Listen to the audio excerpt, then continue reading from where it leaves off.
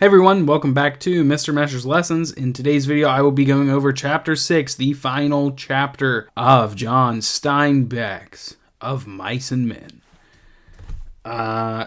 This was the shortest novel I've ever read, but it's very enjoyable. It has a lot of messages for the reader to digest and comprehend and consider their own thoughts about. So I have enjoyed reading it. I hope you have too. Let's dig into it. First, I'll give a little bit of an overview for the chapter, and then I'll give some analysis on it.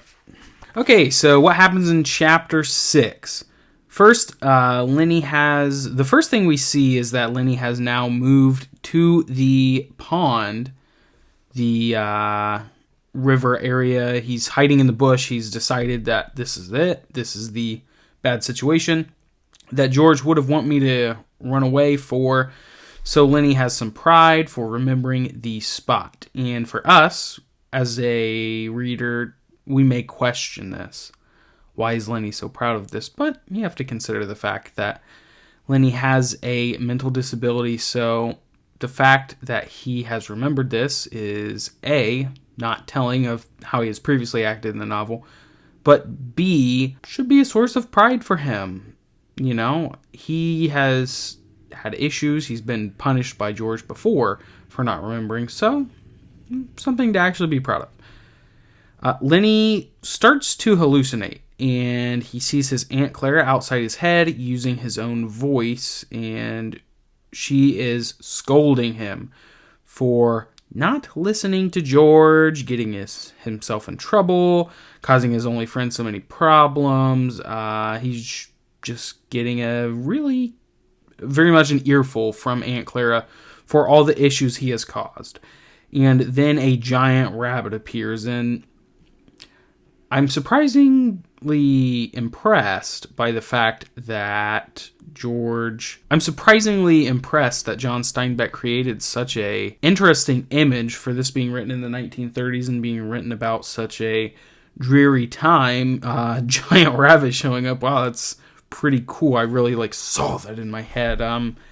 So the giant rabbit appears and tells Lenny that George will probably beat him and abandon him. Then George appears, and the reader is left to wonder, is this like the hallucinatory George, or is this the real George?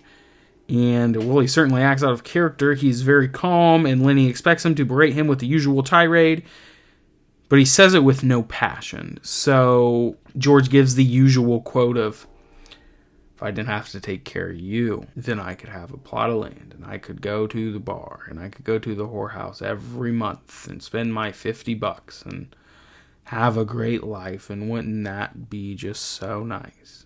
There's no spirit to it.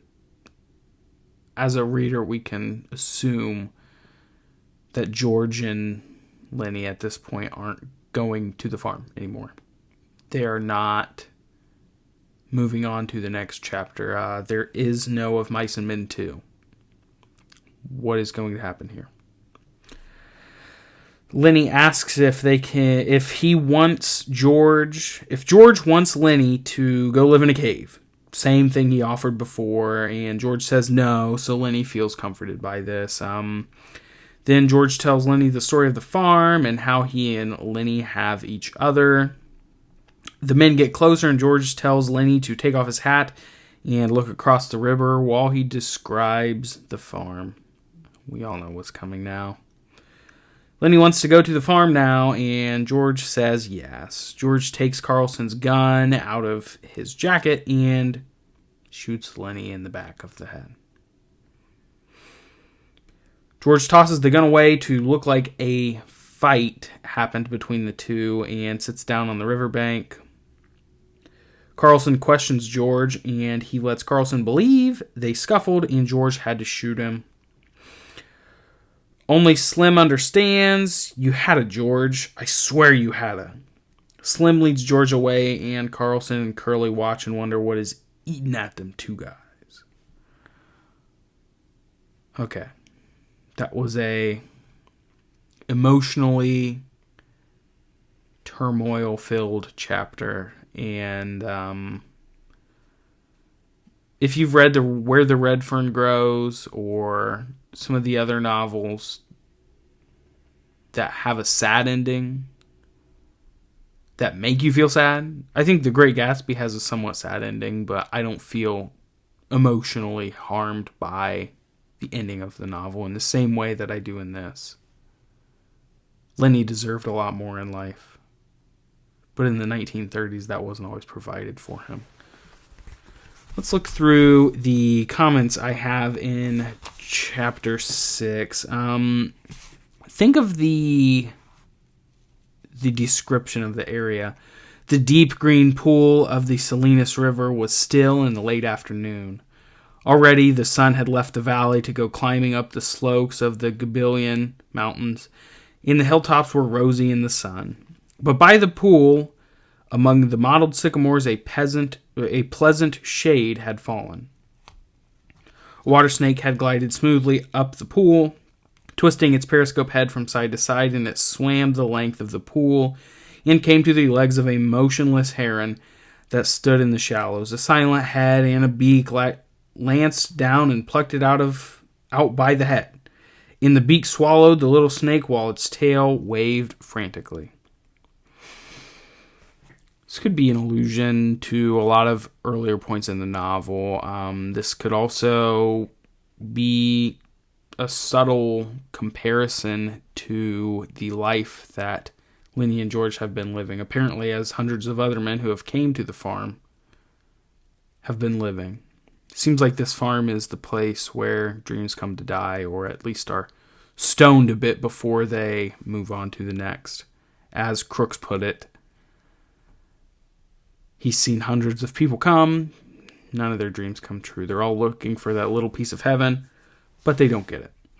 So next for George and Lenny. Well, there's no next for Lenny. So on page 100, we see that Lenny is talking to himself, and he says, George gonna give me hell. George's gonna wish he was alone and not have me bothering him. I can go right off there and find a cave and never have no ketchup, but I won't care. If George don't want me, I'll go away. I'll go away. You start to feel really sad for Lenny here. And then he starts to hallucinate. And then from out of Lenny's head, there came a little fat old woman. Tiny bit of humor here. This is Aunt Clara, and she says to him, I told you, mend George, 'cause he's such a nice fella and good to you. But you don't never take no care. You do bad things. You can tell by the way that she's speaking that she's actually still speaking in Lenny's voice. I can't imagine she would say to him, you do bad things.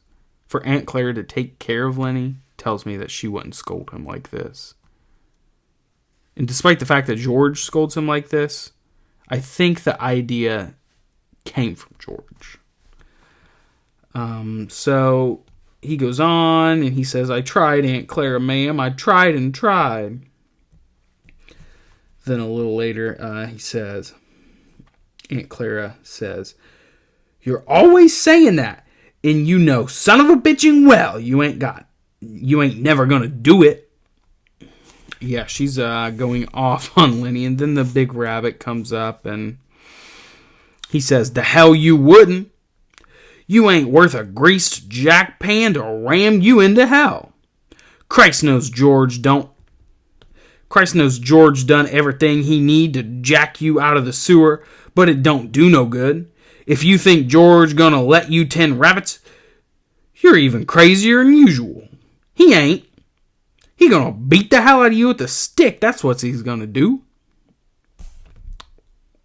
Considering the fact that this is a rabbit now speaking, there's no doubt that Lenny is just repeating things that he's heard. And ouch. It really hurts. It really hurts to think that these things are going through his head. A little later, that was on page 102, as we look through, George actually shows up. And Lenny says, George? Yeah? Ain't you gonna give me hell? Give you hell? Sure, like you always done before. Like if I didn't have you, I'd just take my $50. Jesus Christ, Lenny! You can't remember nothing that happens. But you remember every word I say? Well, ain't you gonna say it? George shook himself. He said woodenly, if I was alone, I could live so easy. His voice was monotonous, had no emphasis. I could get a job and have no mess. He stopped. Go on, said Lenny. And when the end of the month come,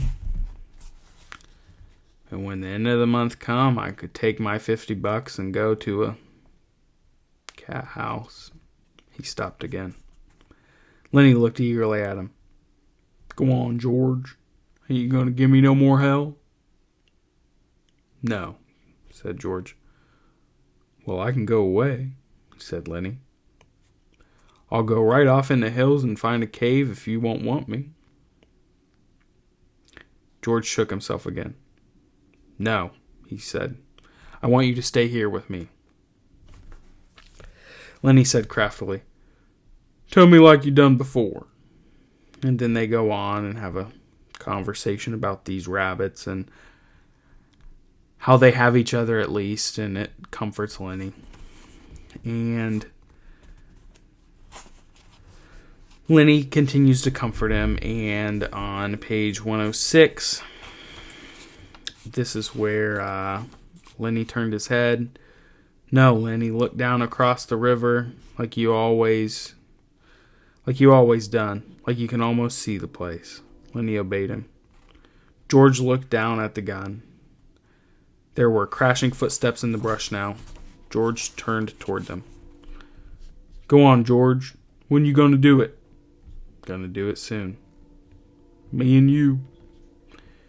You and me. Everybody gonna be nice to you. Ain't gonna be no more trouble. Nobody gonna hurt nobody nor steal from them. Lenny said, I thought you was mad at me, George. No, said George. No, Lenny, I ain't mad. I never been mad, and I ain't now. That's a thing I want you to know. The voices came close now. George raised the gun and listened to the voices. Lenny begged, Let's do it now. Let's get that place now. Sure. Right now. I gotta. We gotta. George raised the gun and steadied it, and he brought the muzzle of it close to the back of Lenny's head. The hand shook violently, but his face set and his hand steadied. He pulled the trigger. The crash of the shot rolled up the hills and rolled down again. Lenny jarred and then settled slowly forward in the sand, and he lay without quivering. This is one of the saddest moments I've read in a novel. At this point, we feel bad for George because he's having to kill his companion, his only friend, someone he's lived his whole life with. And we feel bad for Lenny, someone who realistically didn't do much wrong. What little wrong he did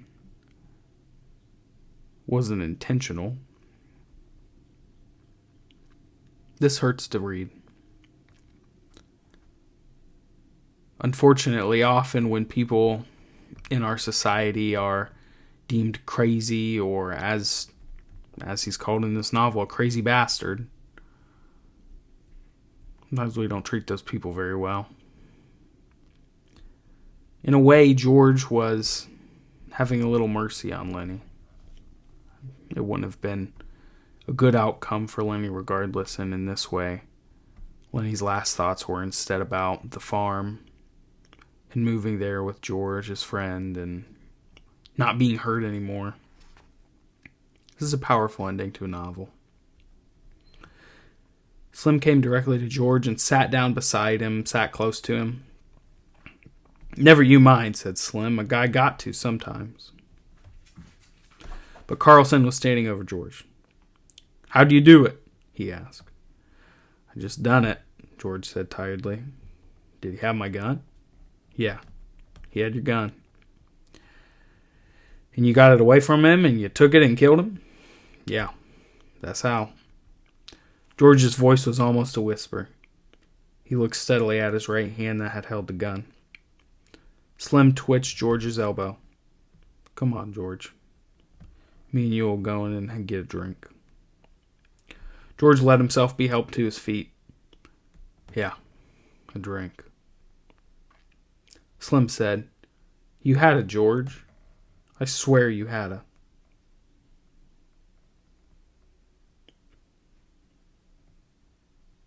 "Come on with me," he said. He led George into the entrance of the trail and up toward the highway.